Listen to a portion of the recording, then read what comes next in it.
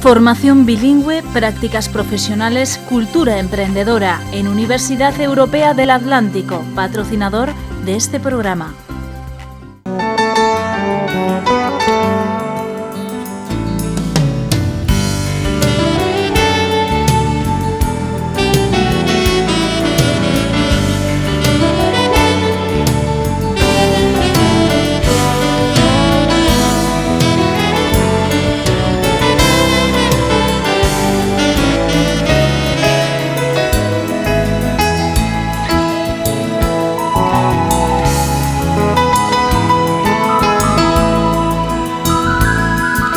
¿Qué tal, señoras, señores? Muy buenas noches, bienvenidos.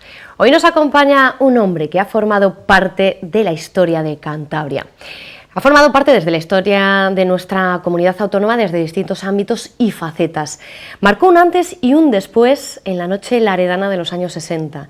Ha sido un hombre relacionado desde muy joven con la prensa y con los medios de comunicación, donde ejerció también como corresponsal del Alerta y de Radio Nacional de España. Ha sido Relaciones Públicas del Casino del Sardinero y del Real Racing Club, gerente del Patronato Regional de Turismo. Es un colaborador incansable de todo tipo de eventos en nuestra comunidad. Ha presentado más de 200 eventos de carácter social, cultural y deportivos de manera altruista, siempre entregado a su faceta más vocacional, la comunicación y el contacto con el público. Seguro que muchos de ustedes le conocen. Él es Óscar Gutiérrez. Muy buenas noches, bienvenido. Muy buenas noches. ¿Cómo se encuentra? Sonia, muy bien, y casi me canso cuando repasas toda esa parte de mi vida, todos esos eventos, esas participaciones. Una breve pincelada, porque tienes detrás de ti una trayectoria tan amplia, tan difícil de condensar en estos 50 minutos de entrevista que nos quedan por delante, que vamos a intentar proyectar al espectador pues un pequeño reflejo de... Y estoy satisfecho de tantos años de trabajo. Muy contento de todo ello.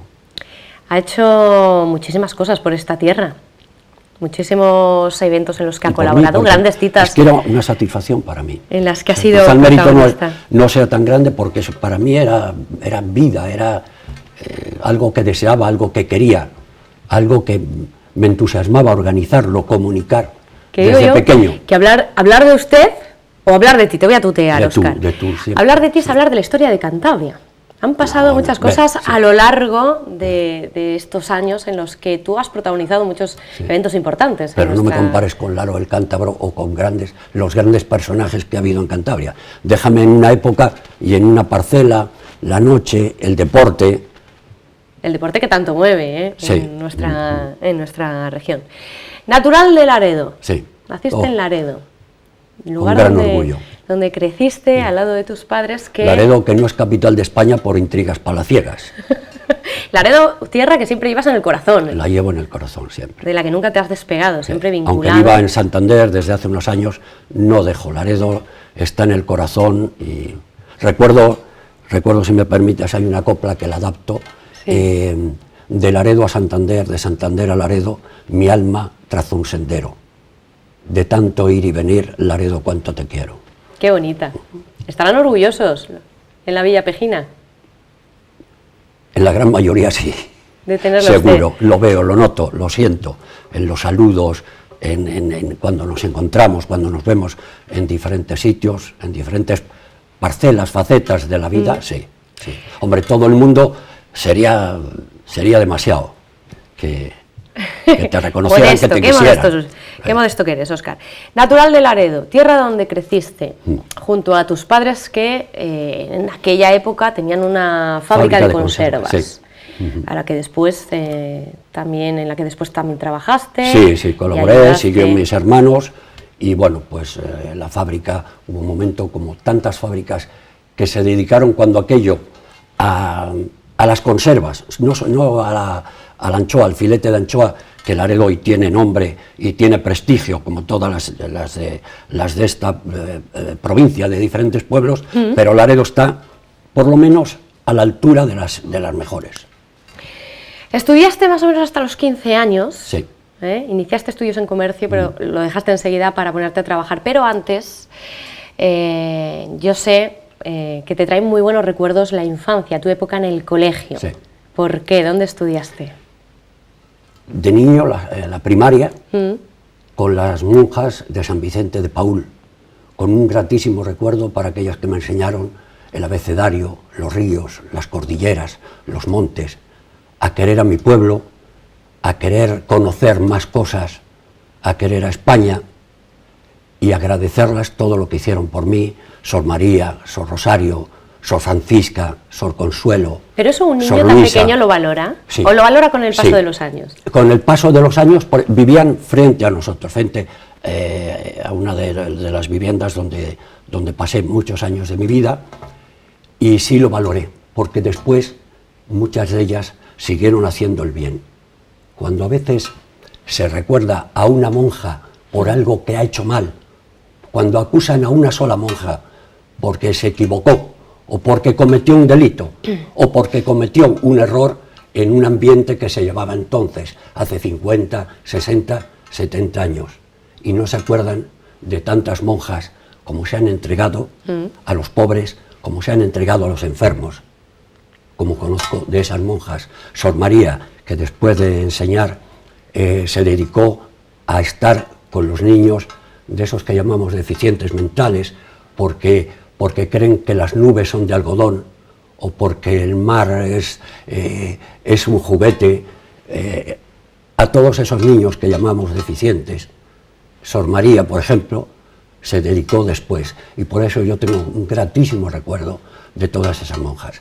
Después fue los Trinitarios, y con 1 o 2 años, y después otra época extraordinaria de mi vida y de grato recuerdo, el Colegio Salesiano de Santander. Que estuvo usted 5 ingresado años, 5 5 años. años. Internado. Internado, sí. Todavía nos reunimos, 40 o 50, de la época de esa franja entre los 76 y los... no, 77, 78, 79 a los 80 y algo, nos reunimos para festejar a María Auxiliadora y a San Juan Bosco.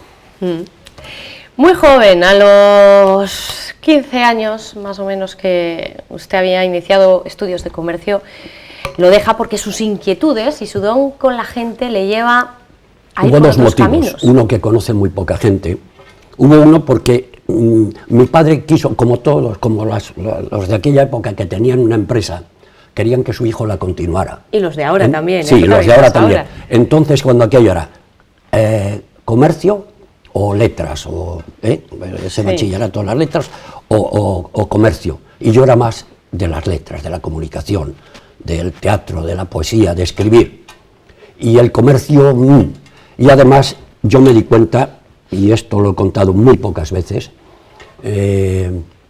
mi padre sufrió un revés en la empresa, todos sus ahorros, todo el trabajo como emigrante en Argentina y todos esos años después en Laredo, en la fábrica de conservas, una circunstancia ajena a él, ajena a su trabajo, ajena a su gestión, le hunde la ruina total, porque se cierra el mercado con Italia. En aquella época se exportaba mucho se Italia, exportaba entonces. el 90% de la anchoa se exportaba en salazón para Italia. Y en un momento, durante la Guerra Mundial, hay un momento en que cuando los aliados invaden Italia, se cierra el comercio con Italia. Algunos fabricantes habían vendido ya la pesca unos días antes, es como la venta del trigo o de productos del campo, del agro, y otros pues esperaban un poco más, como cada año, como se ha esperado después, y algunos, como mi padre, pues le cogió. Tan fuerte fue para algunos, hubo un señor de triste recuerdo para mí, porque vi cómo llevaban su camilla, no pudo aguantar aquel revés y se quitó la vida. Recuerdo que mi madre después era muy amigo de mi padre, aquel señor, y mi madre me decía, vete a la fábrica. La fábrica estaba vacía, no había trabajo, no había para elaborar nada de anchoa, más que aquella anchoa que se iba perdiendo, porque era perecedera y no se podía hacer nada, no había clientela, un poco de clientela en Cataluña quizá, y mi madre me decía que fuera a la fábrica. Mi padre estaba allí y fue una época fecunda donde escribió parte de los libretos de las zarzuelas laredanas, de las 3 zarzuelas laredanas, y de poesías y de...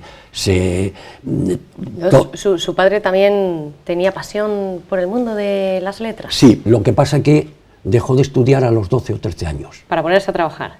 Para ponerse a trabajar.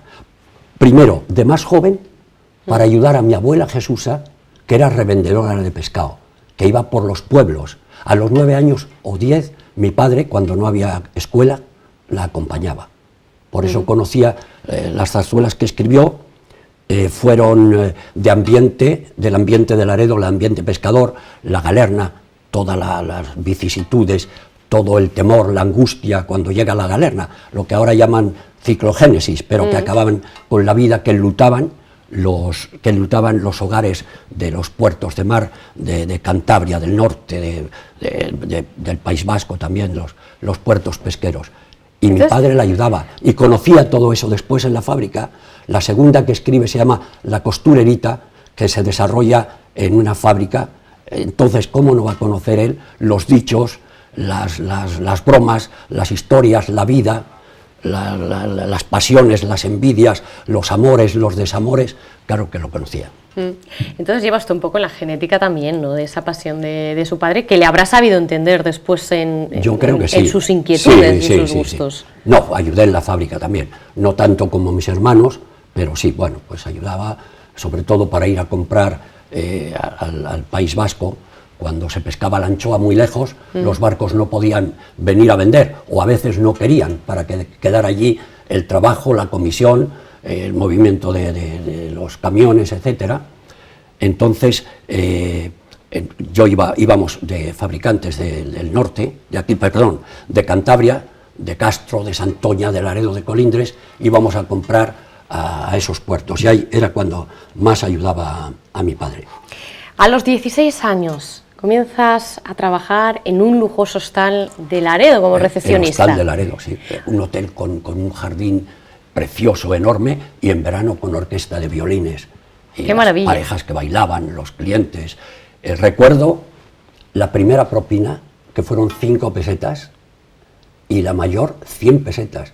100 pesetas era algo enorme, no sé, para comprarte, qué sé yo, serían siempre como 2.000 euros de ahora, o 1.500 euros. Claro, en aquella época. Claro. Y allí pues fue un mundo, fue como una pequeña universidad. En 2 meses aprendí cosas de la vida, del movimiento de un hotel de día y de noche, para una persona que no conocíamos. No teníamos, la televisión no había llegado, ni mucho menos.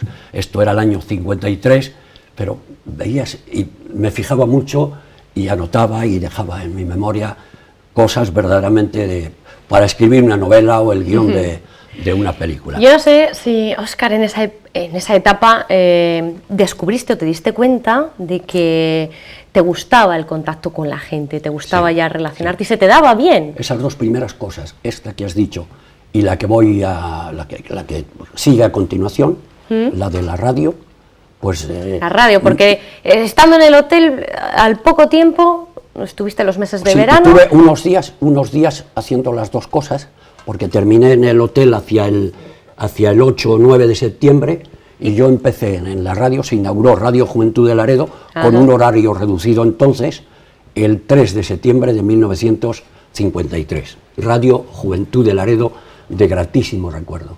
Radio Juventud de Laredo, sí, era la estación escuela, donde se formaron, en León, en Ponferrada se formó Luis del Olmo, otros Fernández Abajo, por ahí por Murcia o por Alicante, por ahí, grandes locutores. Yo me quedé en Laredo, yo prefería, me ofrecieron una en Radio Intercontinental, que sería como ahora la cuarta, la quinta, la sexta, o no sé, la SER, Radio Nacional, la COPE. Hablaron con el alcalde de Laredo para llevarme a Madrid, y yo preferí quedarme en Laredo. Allí tenía mis amigos, allí tenía mis juegos, allí tenía mi vida en el puerto, porque iba mucho al puerto. Yo te podría decir ahora el nombre de 70 barcos de aquellos años, de todos aquellos años, el color, el patrón, etcétera. el Buenos Aires. Ahí el estás viendo una Cenárida. foto, esa foto... Esa foto es en Radio Juventud de Laredo, estamos haciendo teatro ahí. ¿Hacíais Yo teatro hacía también? guiones, escribía guiones. Había un notario de Laredo, el señor Villameriel, muy religioso, que me pagaba 25 pesetas por escribir un guión sobre el Sagrado Corazón de Jesús, milagros y esto, para cada semana. 25 pesetas. Pero digo yo, ¿qué sabías en aquella época de radio? ¿Quién Bueno, te enseñó? A ver. Yo en Los Salesianos, porque me lo han contado, bueno, participaba, me han dicho que lo hacía bien, y me lo ha dicho alguien que ha sido mucho en la radio de Cantabria, pero mucho ha significado, y significa todavía, y si él quisiera, Manolo Pastor, no sé si te suena, junto con Federico Yata Carrera, los que animaban los programas musicales, organizaban viajes con la juventud cuando había una atracción en algún pueblo, etcétera. Y me lo han recordado en esas comidas que hacemos los de los antiguos alumnos salesianos, me lo recordaron. Luego sé que otro amigo me recordó que en el colegio, donde las monjas, que yo fui primero en lectura, que leía bien y rápido, y él primero en recitado, Pepín Martínez, Pepín, el hijo de Pelines. Ya tenías dotes como locutor. Te doy el joven. Sí. Yo creo tenías buena dicción, hablabas bien. En esa etapa, en Radio Juventud de Laredo, ¿qué funciones desempeñabas? Aparte de escribir guiones. Locutor. O sea, fue el primero y luego ya, o sea, el único. Y luego ya llegaron compañeros, llegó alguien al que no quiero olvidar porque tenía una valía extraordinaria y tampoco nos fuimos de Laredo, Alfonso Paradelo, padre de un pintor y poeta, y él poeta también. ¿En qué sección? ¿De todo tipo? ¿Hacías información? Hacía todo. ¿Contabas historias? Todo. Y hacíamos deporte también. Teatro, hice también algunas imitaciones de las novelas de aquellas de Sautier Casaseca, Mancha que limpia, la mujer no sé qué, los hijos no se venden, vamos, títulos que me he inventado, algunos no, algunos existen. En aquella época, antes, en la radio había un formato que ya se ha dejado de hacer, actualmente no, era se escucha, pero los docudramas... Los había. Eran... Nos quitaban oyentes. Nos quitaban oyentes los de Sautier, ¿cómo se llamaba el actor aquel? Un actor, Doroteo Martí. Luego hacían campaña, hacían temporadas, se venían a las ciudades. Hablar ahora de hacer teatro en la radio suena como extraño, ¿no? Sí, porque pues cuando aquello era, es que no había... Se ha dejado de hacer. No había televisión. Sonia. Aquello tan bonito, ¿no? No había televisión. Yo escribí, te digo, algunos guiones y hacíamos todo, en todo estábamos, unos cuantos en todo, como actores... en los concursos, Paradelo hacía un concurso Balalín, que alguna gente me lo atribuye a mí, no fue Alfonso Paradelo, yo hacía otras cosas, hacía el deporte también, y bueno, sí, tengo el honor de haber sido el locutor del primer partido que se radió jugando en Laredo, una final de la Copa de Cantabria, la Copa Federación, contra el Buelna, y Radio Juventud de Laredo lo retransmitió, y yo fui ese primer locutor. Después ya en el 56, una semifinal de la Copa en San Mamés entre Athletic Bilbao y el Real Madrid. ¿Te consideras un poco de periodista? Sí, comunicar. Porque al por fin y al escrito cabo, o por la voz. No solo por la palabra. Un periodista no solo lo es porque tenga un título, sino porque se hace, ¿no? Y en aquella época no se estudiaba periodismo, uno se formaba y se hacía periodista un poco con el día a día, ¿no? En contacto con este trabajo. En Bilbao había unos exámenes para cantante, para recitador, para prestidigitador y yo creo también para locutor de radio o para artista de la radio. A mí yo creo que fue por diversos informes del colegio, de las monjas y esto, por lo que me llamaron. Toda esta etapa en la radio la compaginabas ayudando en el negocio familiar. Sí. Después llegó una importante etapa también en tu vida relacionada con los medios de comunicación, dos de los medios más grandes, uno de ellos de la época, porque El Alerta ha sido uno de los medios de comunicación referente también de Cantabria. Te llamó para colaborar, igual que Radio Nacional de España, estuviste de colaborador. Corresponsal de las cosas que ocurrían de ambos medios, en Laredo. En Laredo.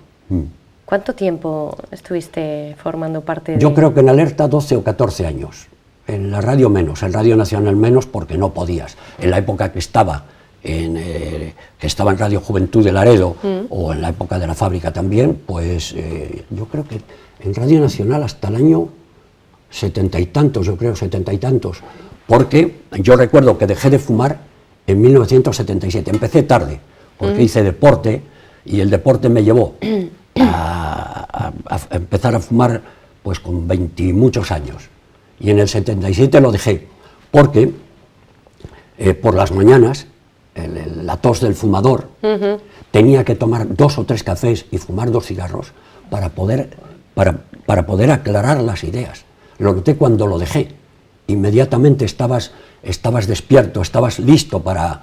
Y luego la voz oxidada, la voz que por la mañana el toser, no estabas bien hasta que, ya te digo, habías tomado unos cafés y habías fumado 1 o 2 cigarros. Afortunadamente lo dejé radical, teniendo discoteca, viviendo el día y la noche, cuando todo el mundo fumaba, cuando todo el mundo te ofrecía, y fui fuerte. Ahora hablaremos de la época de la discoteca, pero me gustaría que me contaras qué es lo que recuerdas de esa época en Alerta y en Radio Nacional de España. ¿Qué momentos viviste como los más importantes como corresponsal? Pues poca gente te venía a felicitar. Pues decía, ya he leído lo que has dicho. Sí te venían cuando habías puesto mal a un jugador, o cuando habías dicho algo no que perjudicara, porque no lo hacías con esa intención. Bueno, es un poco lo que pasa siempre en esta profesión, ¿no? Sí. Sigue pasando hoy en día. Te día. vienen más o se callan y se lo cuentan a alguien, y ese alguien te dice, pues fulano está... Siempre se habla más de lo malo que de lo bueno. Sí, no le ha gustado, pero bueno, sé que se escuchaba, sí, se escuchaba. Y de Laredo, cuando aquello era un caudal de noticias. Ten en cuenta, en Laredo, que siempre hay vida, la vida del mar, la vida de la pesca, y la vida del turismo, la llegada de los franceses, toda aquella agradable invasión francesa. ¿Cuándo se da cuenta de que la comunicación es el motor que mueve? ¿Cuándo? La comunicación es el motor que te mueve cada día. Sí. ¿Cuándo te das cuenta de que eso te gusta, a eso quieres seguir dedicándote de una manera directa o indirectamente? Ya en aquella época, sí, en aquella época. Después es cuando ves que no era económicamente, no era... Yo recuerdo que era el que más ganaba en la discoteca, eran 700 pesetas al mes, en el año 54, 55, 700 pesetas al mes, pero haciendo guiones, más las 25 de aquel notario que me pagaba para que escribiera cada semana sobre el corazón de Jesús, algún milagro, alguna historia que te llevara al corazón. ¿Qué era lo que más te gustaba? ¿El estar en contacto con la gente o el contar historias? Las dos cosas, contacto con la gente y contar historias. Y por eso también lo que elijo como un modo de vida es la noche, la discoteca.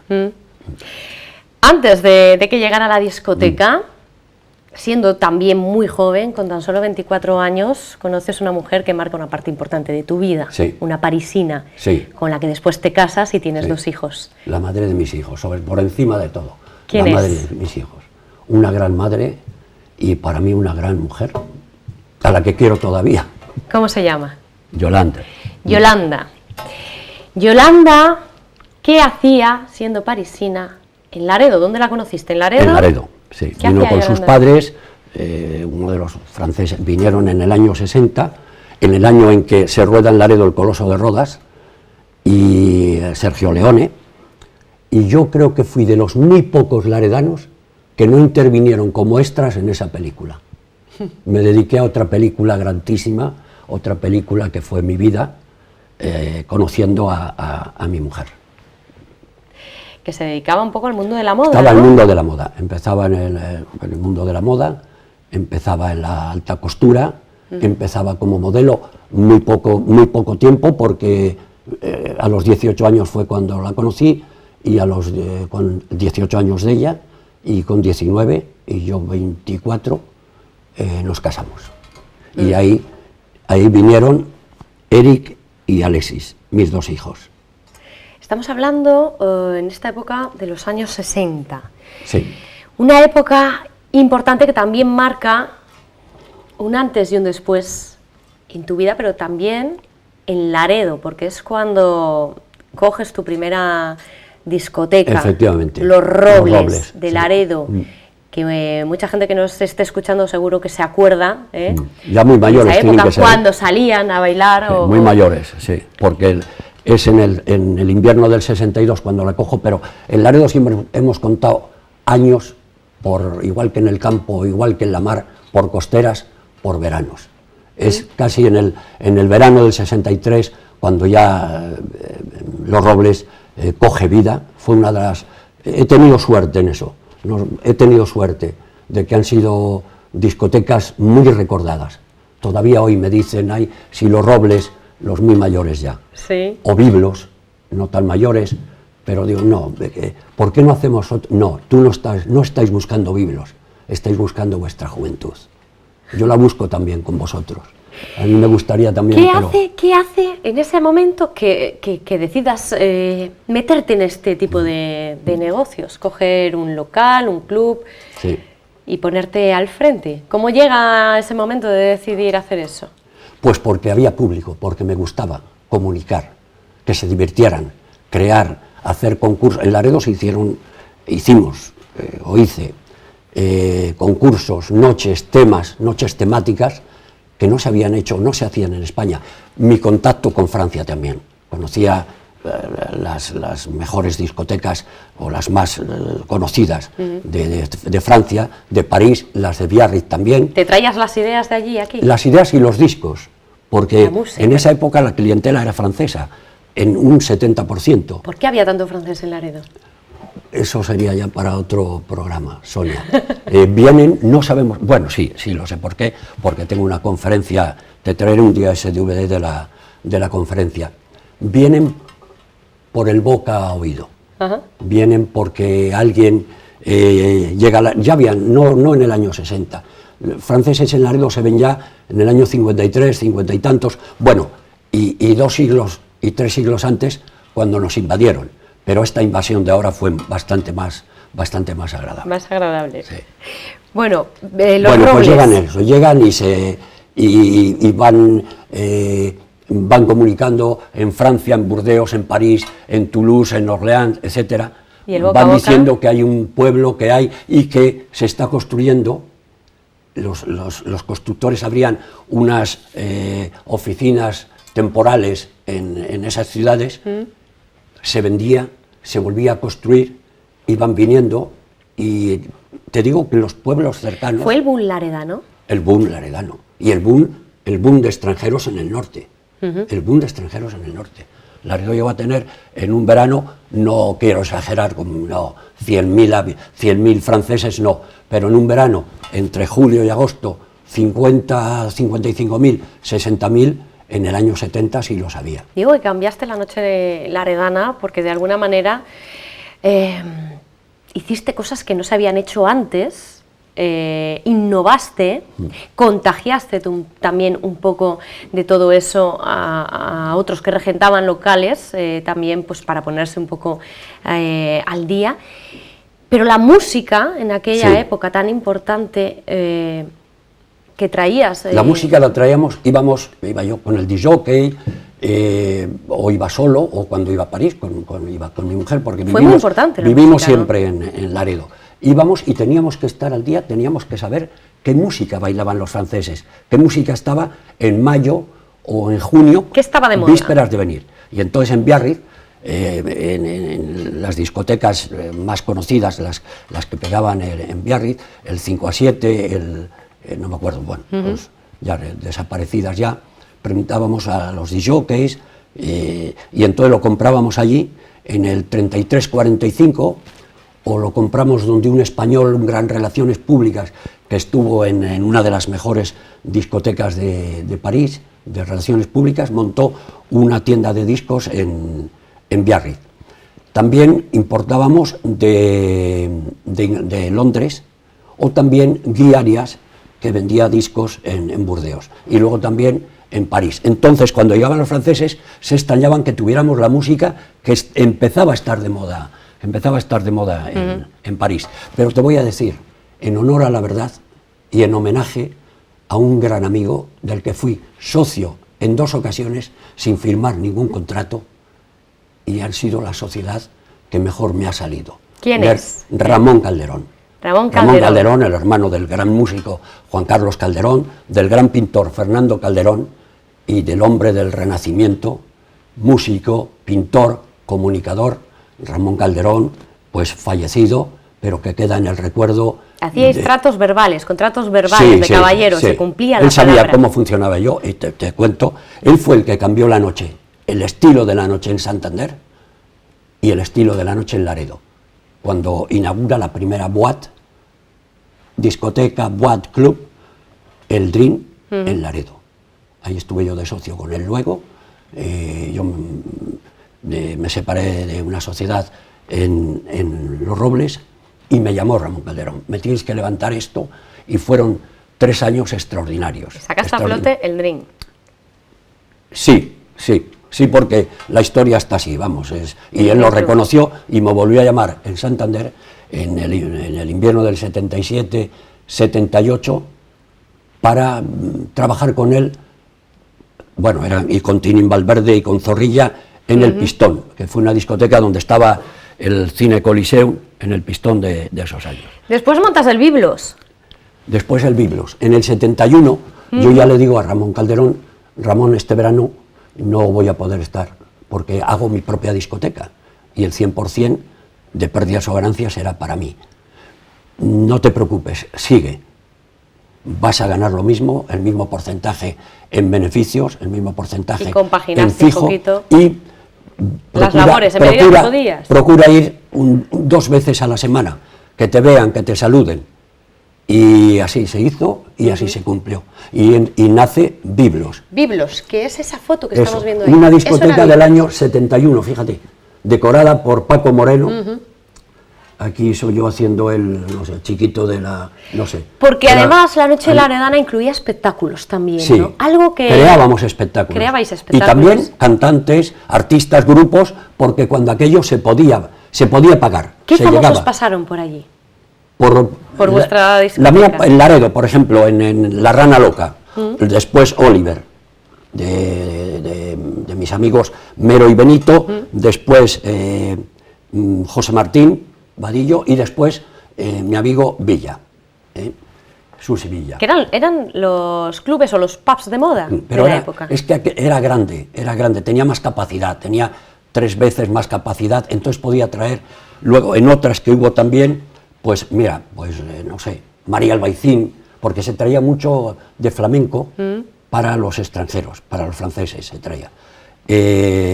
Yo tuve mis flamencos también, pero vamos, flamencos que te inventabas, con mucha gracia, te inventabas.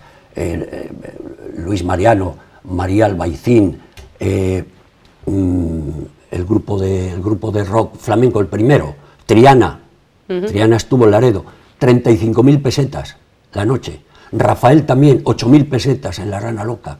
El dúo dinámico, 15.000 pesetas, fíjate. Caray. Y después ya, unos años después, no sé por qué circunstancias sociales, económicas, entran también los ayuntamientos a programar y a mi pueblo es el mejor y mi fiesta es la mejor, y Triana sube a 1 o a 2 millones de pesetas. Subieron los cachés. Pero no los subieron.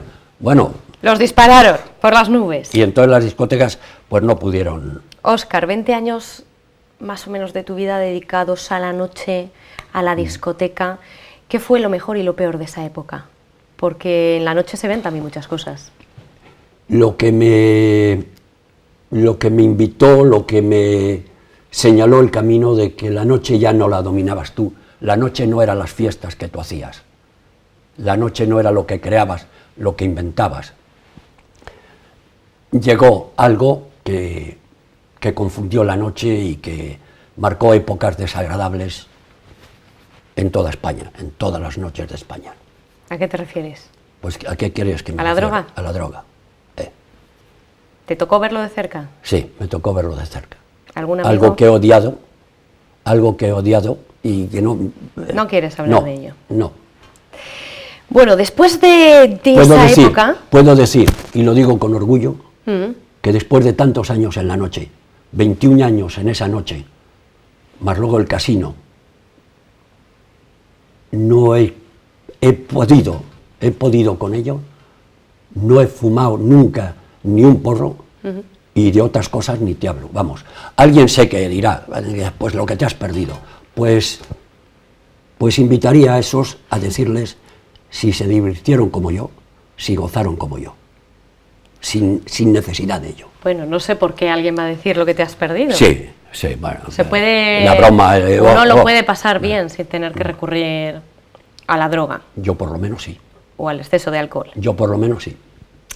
En esa época hiciste muchas cosas bien, tantas que alguien se fijó en ti para pedirte después que colaboraras o trabajaras de relaciones públicas en el Casino de Santander. Ese fue Juan Ormaechea. Juan Ormaechea, que yo no le conocía, sé que iba por mi discoteca, iba con amigos, iba a ver cómo estaba aquello, o fueron a ver, porque era en el reglamento, en la ley de los casinos, era obligatorio la sala de fiestas, que los casinos tuvieran sala de fiestas. En el de aquí no se hizo, había un local destinado a ello, pero que sí, el año que viene, esperen, denos una prórroga. Entonces, al parecer, le hablaron a Ormaechea de mí, y como en Laredo ya solamente era el verano, trabajábamos en verano, entonces durante los meses del invierno era perder dinero, era desmoralizarte, y entonces dije, ¿por qué no? Y fui a un trabajo, yo no sé ni jugar al póker, ni jugar al mus, eso sí lo siento. El no saber jugar al mus, lo siento. Pero porque... bueno, me imagino que se fijaran en ti. No, era para relaciones públicas, para llevar... Porque organizabas bien, para porque llevar te movías las bien. salas de fiesta del casino. Y después, al no haberlo, pues tenías que organizar desfiles de modelos, fiestas, invitar a los clientes que sabías que jugaban, que te interesaba, que le interesaba el casino, pues invitarles a un Racing Real Madrid, a un Racing Barcelona, o Atlético Madrid, o Atlético Bilbao, a jugadores... Hacía muchas funciones entonces, sí, no solo sí, relaciones sí, públicas, sí. Organizador de eventos, un poco de protocolo... Conocer, atender a ese jugador, atenderle también al día siguiente, acompañarles a ciertos comercios, joyerías o sastrerías o tiendas de moda. Esa atención distinguida. Atenciones, efectivamente. ¿Cuáles fueron o cuáles recuerdas como los mejores eventos que se montaron en aquella época en el casino? Hubo uno que, bueno, por unas circunstancias en las altas esferas de la región, pues no tuvo sí, tuvo brillantez. Fue un aniversario del casino, el que se trajo un partido de polo, o sea, recordar aquel Santander de principios del siglo pasado, cuando se inaugura el Hotel Real, cuando se inaugura el Palacio de la Madalena, cuando también se inaugura el casino, recordar esos eventos. Y efectivamente salió la prensa no se llamaba El Corazón todavía, no sé si El Colorín, toda la prensa pues se reflejó en fotografías, era recordar el casino de Santander, porque empezaba a haber competencia, y bueno, pues... Y además el casino, que fue protagonista del rodaje de la película Blackjack. Sí, no, coprotagonista no. No, que fue el casino protagonista del rodaje. Sí, Blackjack. Sí. Y coincidió en esa etapa, que también estabas allí. Sí. Hay una foto que conmemora, inmortaliza un poco ese momento. Vamos a pedirle a nuestro realizador que nos la ponga. Con Victoria Vera. ¿Ese eres tú? Yo sí, era el director del casino y Victoria Vera las relaciones públicas. Ya llovió, ¿eh? Sí. Desde esa época. ¿De qué año estamos hablando? Estamos hablando del 80, de 1980. Un gran momento para el casino. No sé si a lo largo de la historia también ha sido protagonista de otros rodajes. No. Ya te dije que cuando se rodó en Laredo El Coloso de Rodas, yo estaba en otra más agradable película, que era Cuando conocí a mi mujer. A mi exmujer, pero bueno, me gusta a mi mujer. En el casino, que no sabías nada del juego... Nada. No sé si te encontraste alguna situación que te tocara de cerca. No sé si viste algún conocido que cayera en ludopatía. Sí, ves. Gente que se dejara llevar por el juego. Lo que pasa es que, aunque ya no estoy en el casino, quiero seguir recordando el reglamento interior. La parte más bonita de... No, sí, recordar la parte más bonita, y claro que vi cosas muy desagradables, pero el silencio sobre el juego, sobre quién juega y sobre lo que ocurre. Sobre los límites también, un poco, ¿no? De no sobrepasar el límite, ¿no? Bueno, eso yo no podía impedirlo, no debíamos impedirlo. Nos pagaban para lo contrario, para que se jugara. Ten en cuenta que había, no sé si 100 salarios, 100 empleados en el casino. ¿Esa época la viviste como la época del glamour? Sí, porque fue para Santander, fue muy importante porque el casino, que fue de los primeros que se abrieron en España, motivó, dinamizó, como dicen ahora, dinamizó la reforma de hoteles, la creación de hoteles que estaban solamente en proyecto. El casino impulsó mucho a Santander. Se organizaron, por motivo del casino, se organizaron numerosísimos congresos de medicina, no sé, de diferentes, de empresarios de Santander, cuando aquello estaba de moda, era moda, no quiero decir que ahora no lo esté, cuando aquello sí estaba, cuando aquello lo garantizo, lo aseguro. Ahora no vivo mucho en Santander, vives en Santander, pero estás en una zona tuya, en tu barrio. Hoy en y día, de allí a Laredo. Hoy en día el casino es accesible a todo el mundo, pero en aquella época ¿era solamente accesible para la clase alta? No. ¿O era también accesible a toda carnet de identidad, la sociedad? Que vinieras vestido como se exigía, nada de pantalón vaquero. Ahora ya, pues bueno, con el paso del tiempo, claro que sí. El calzado también, la vestimenta, el carnet de identidad y tu estado, como llegaras en aquel momento. Después del casino, te llega también otra oportunidad importante, de la mano de Gonzalo Piñeiro, que también pues te ofrecen ser gerente del Una patronato. familia de gran recuerdo para mí, una gran familia para... Ahora nos vas a contar, porque te ofrecen ser gerente del Patronato Regional de Turismo. O sea, ya conocían un poquito tu labor en el casino, sí. Y ponen la confianza... En Laredo también, en Laredo fue una cosa que no le he dado importancia en mi vida, en mi currículum.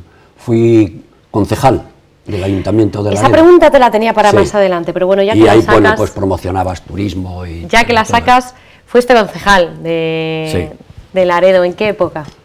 Pues mediados o finales de los 60. Antes de que cogieras los robles, ¿no? Antes. No, después. Después. Los robles lo cogí antes. Los robles fue en el 62, invierno del 62. ¿Cuánto tiempo estuviste como concejal? Pues yo, una legislatura. 4 años. Después, es que cuando aquello pues no había, o sea, te llamaban. Y luego yo ya no quise seguir, no me interesaba. No me atraía. Supongo que en esa etapa como concejal tuviste que organizar también distintos eventos. Efectivamente, sí. De ahí que también conocieran un poquito tu labor, tu trabajo, tu manera de trabajar y que después te ofrecieran pues cargo en el Patronato Regional de Turismo. ¿Qué tenías que hacer en el patronato? ¿Cuál fue tu función? Bueno, pues programar, promocionar e ir unido al Patronato Regional de Turismo. Era una entidad privada de capital público. Entonces era trabajando conjuntamente con la Diputación, con los ayuntamientos, con el ayuntamiento de no solamente de Santander, sino de toda la provincia, promocionar Santander, promocionar Cantabria y todos sus pueblos y su oferta turística. Íbamos a exposiciones y a reuniones turísticas internacionales. Recuerdo Berlín, muy poco antes o después de caer el muro de Berlín. Yo creo que después, unos meses después. A Frankfurt, a Londres, a París, Barcelona, Madrid, cuando empezaban los congresos turísticos, a Milán, a Roma, a Bruselas, llevábamos cuando aquello, parte de ello se hizo con lo que se llamó la España Verde, que era con el País Vasco, Cantabria, Asturias y Galicia. Pero después no estaba mal el tema, pero luego cada uno tiraba para sí, tiraba para su región. Yo creo que se hicieron cosas importantes, se promocionaron esos congresos con el casino, luego también con el Palacio de la Madalena, la creación de hoteles, el Palacio de Festivales. Todo esto favoreció congresos y favoreció la llegada de un turismo importante a Cantabria. Hablabas de un reconocimiento a la familia de Gonzalo Piñeiro. ¿Por qué? Sí. ¿Por qué? Pues no lo sé. Los conocí en esa época y noté el aprecio que tenían, la amabilidad. Mira, uno de los que entregué, de los que canté sus méritos y virtudes, fue a don Modesto Piñeiro, padre del que ha sido alcalde, padre de Carmen y padre de Gonzalo y padre de todos de toda esa familia. Se le entregó el Moisés de Oro, que como te digo era un premio muy importante al que quería. Se podían asistir, era la Peña Moisés, y luego solamente podían acudir los premiados y dos invitados que trajeran ellos. Era de verdad un premio, fue don Emilio Botín, fue Paloma Osí, como no sé si te lo he dicho, fueron Severiano Ballesteros, fueron dos médicos importantísimos, y deportistas de lo más importante de Cantabria. Y ahí, yo creo que ahí o antes les conocí, y pues noté su aprecio, su afecto, que es mutuo. Aquí en el patronato estuviste cerca de 3 o 4 años, pero también te ofrecen ser Relaciones Públicas del Real Racing de Santander y jefe de prensa. Sí. Fue cuando ese es un cargo que se instauró en aquella época, en primeros de julio del 92, de 1992. Otra gran etapa de tu vida, en un momento bueno para el Racing. En un momento del Racing sensacional. Ese primer año subimos, se ascendió en una noche inolvidable. Mira, ahí está la fotografía, ese soy yo, el campo lleno a reventar, así.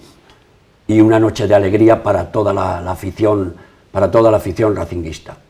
Y después, el año siguiente, terminamos octavos en la Liga, le ganábamos al Barcelona 5-0, al Real Madrid 3-1, fueron 5 temporadas maravillosas, excepcionales, y donde hice muy buenos amigos, futbolistas, hoy ya es futbolistas, directivos, periodistas, etc. Mira, ahí están varios de ellos, está Mutiu, con Atinuque, su mujer, y con Vimpe, y la niña Tinuque, que quería decir en suajili, querida desde que se concibió.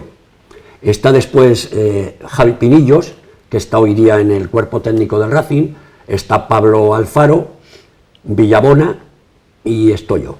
El de la corbata soy yo. Grandes momentos, grandes recuerdos, los vividos con el Racing. Sí. Una etapa bonita porque además eres un hombre... Contacto con las peñas al que también. Le gusta el deporte, le gusta estar en contacto con el deporte, y luego hablaremos también de otra parte importante de tu vida, muy relacionada también con el deporte. Esto se acaba con el cambio de gobierno. Hay elecciones, hay un cambio de gobierno. ¿Lo del Racing?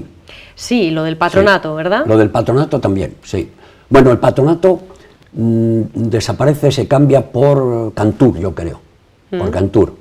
Yo sigo para pasar al Racing, pero Cantur era oficina, ya era lo que nunca, lo que te he dicho que no me atraía mucho. Me gustaba más. Que te dejaban en oficina, quiero decir. A ti te gustaba moverte, bien, relacionarte. Sueldo y esto bien, pero no era ese el tema. No era ese. Ahí lo dejas. Me trasladan al Racing. En esa época. Cantur. Bueno, ya hemos hablado de la época del Racing. En el Racing llegan elecciones, hay un cambio de gobierno, efectivamente, y cambian sí, a los miembros. Yo no era un cargo vitalicio, yo no había hecho ninguna oposición, me llevaron como persona de confianza y yo no podía ni reclamar ni nada. Lo mismo que consideraron que a lo mejor había gente que lo iba a hacer mejor que yo, y nada, pues adiós muy buenas.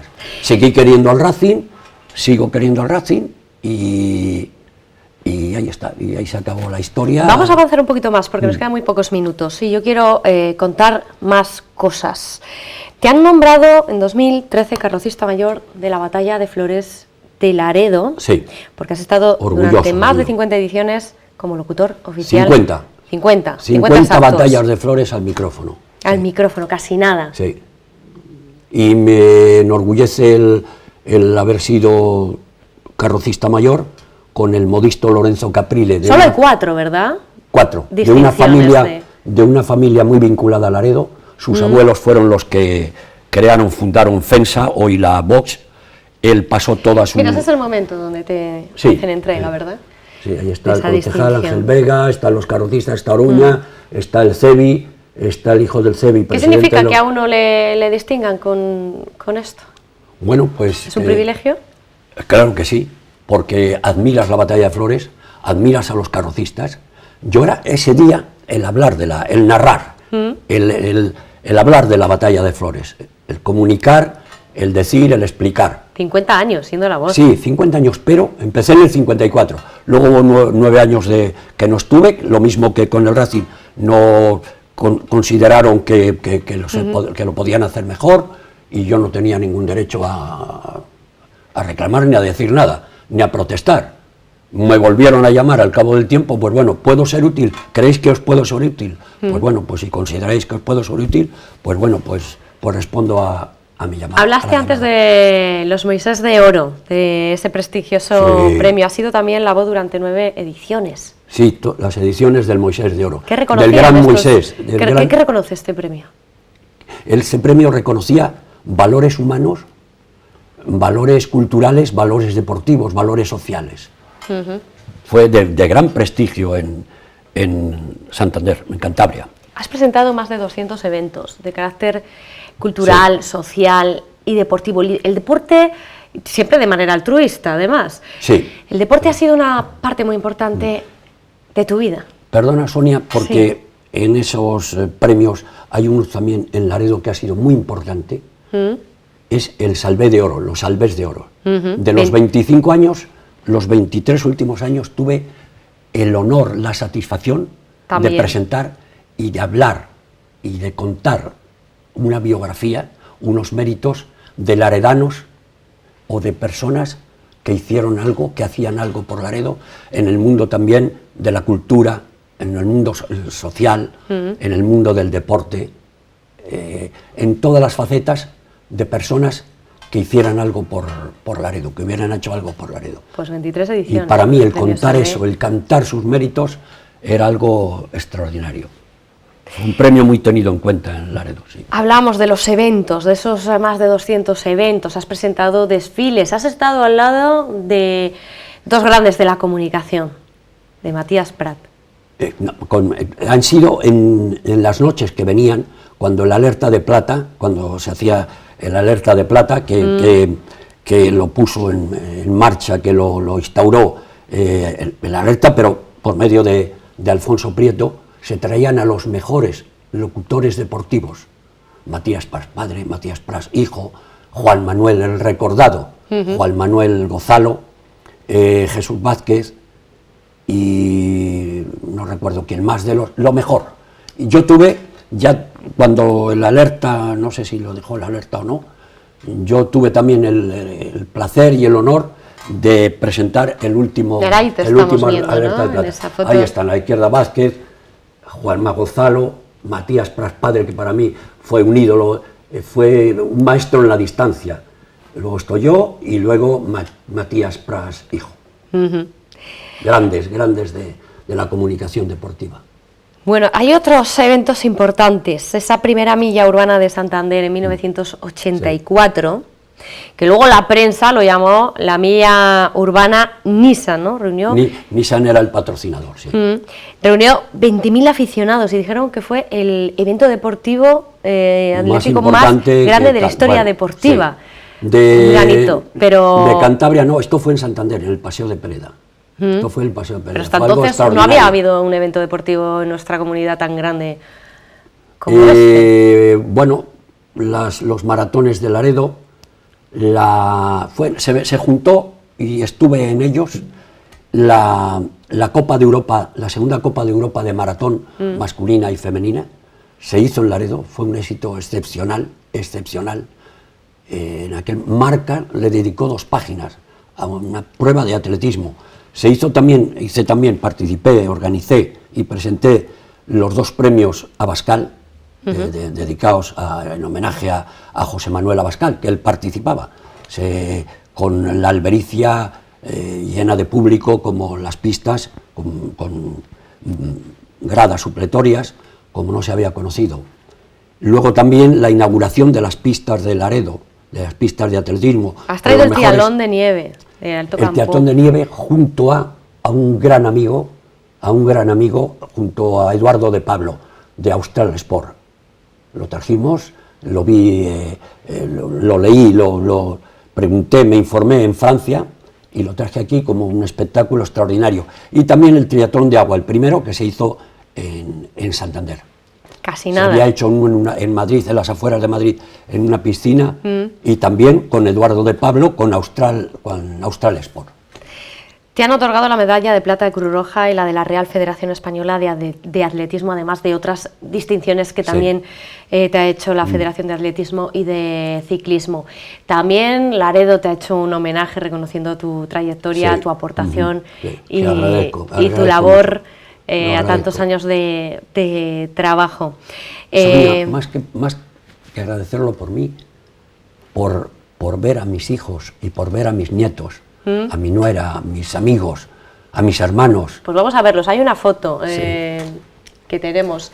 Ahí uno de tus hijos además de alguna manera... Esto fue el día de la batalla, cuando me imponen lo de carrocista mayor.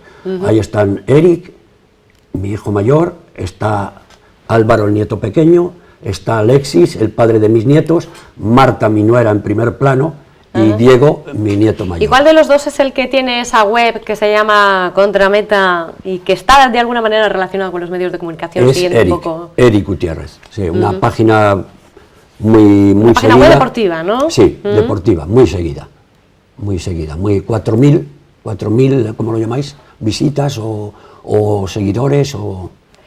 Las visitas son una cosa, los seguidores son no otra. Lo sé, sí. No lo sé. Pero bueno, visitada seguro. Sí, Contrameta la conocemos. Seguro. La hemos visto alguna vez. Se nos acaba el tiempo. Nos quedan muchas cosas en el tintero. De poder comentar y repasar de muchísimas cosas que has hecho, en las que has participado, en las que has sido protagonista y de las que has hecho protagonista a tanta gente. Pero tengo, Sonia, para 2 segundos para agradecer a todas las personas, a todos los amigos, a todos los que me llevaron a esos sitios, me confiaron esos puestos, a todos los que hicieron ese homenaje, los que decidieron que fuera carrocista mayor. Después de no quiero olvidar, después de Caprile, el grandísimo, el mejor deportista laredano de toda la historia, José Emilio Amavisca Gárate. Ese fue después de mí, el tercero. Y ahora un periodista, Jesús Cintona, un periodista de la radio y la televisión, que le entregaron este año. Ha sido un placer tenerte con nosotros, Óscar. Un placer porque es verdad, cumples el título del programa, sin acritud, con agrado, como he estado yo, con agrado. Pues, gracias, Sonia. Un placer, así hemos querido que sea, que te sintieras como en casa también. Y las puertas de Telebahía abiertas para recibirte cuantas veces sean necesarias, Óscar. Muchas gracias. Muchas gracias. Ya lo han visto, señoras y señores, más de 50 años poniendo la voz a distintos eventos culturales, sociales, festivos y deportivos en esta región. Un hombre que ha aportado y se ha entregado tanto a Cantabria como tanto Cantabria le debe a él. Nos vamos hasta la semana que viene. Adiós.